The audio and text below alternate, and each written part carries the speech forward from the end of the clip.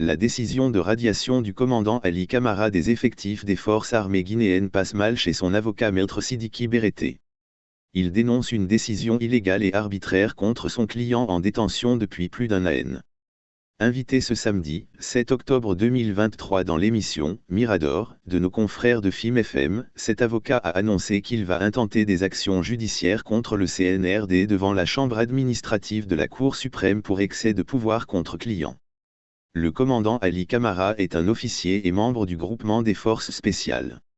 Il avait joué un rôle important lors du coup d'État contre le pouvoir Alpha Condé le 5 septembre 2021, dit-on. Mais dans la journée d'hier vendredi, la décision le radiant des effectifs des forces armées guinéennes est tombée comme un coup près sur ses conseillers et proches.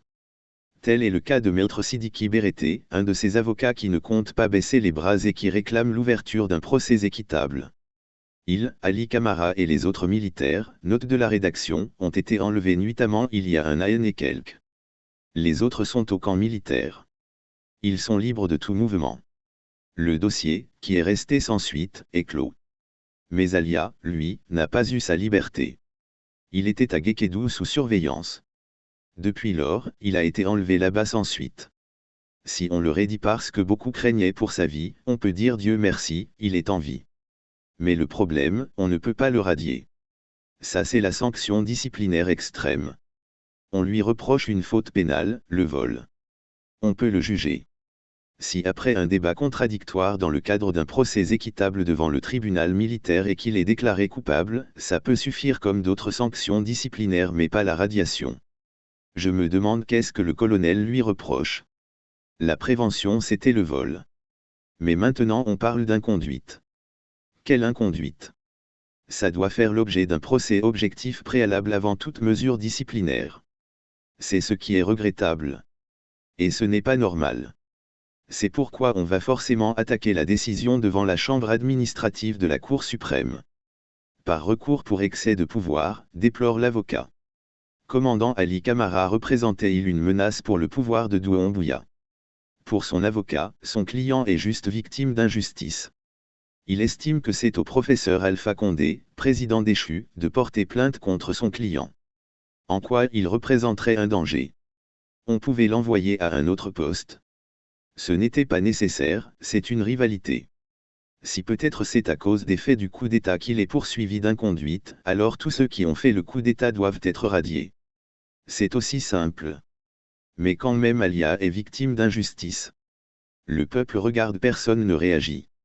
On a déposé une plainte pour séquestration et enlèvement. Parce qu'il était illégalement détenu. L'actuel ministre de la Justice, il était procureur à l'époque, ce sont eux qui l'ont enlevé la nuit et depuis lors. Comment on peut enlever quelqu'un à la maison centrale qui fait l'objet d'un procès d'une poursuite judiciaire pour le garder de force ailleurs? Ça n'arrange pas le peuple de Guinée. Deuxièmement, ce qu'on lui reprochait, il y avait au moins un groupe de 7 militaires. Les autres, c'était pour vol d'argent. C'était le vol de numéraire. Mais Alia, son dossier, c'est le cas de vol d'ordinateur. De ramener l'ordinaire du professeur Alpha Condé. Logiquement, Alpha Condé est encore en vie. Il est bien portant et lucide. C'est à lui de porter plainte qu'il est victime de vol. Tout ce qui concerne les numéraires, ça s'est reproché aux autres militaires. Mais eux ils sont en poste, ils ont été libérés sans suite. Malgré que la procédure soit pendante. C'est pourquoi Alia est devenu l'ennemi numéro 1. Il n'a rien fait de plus. Peut-être qu'il peut être gênant à cause de sa formation et de son intelligence, mais on peut le muter ailleurs.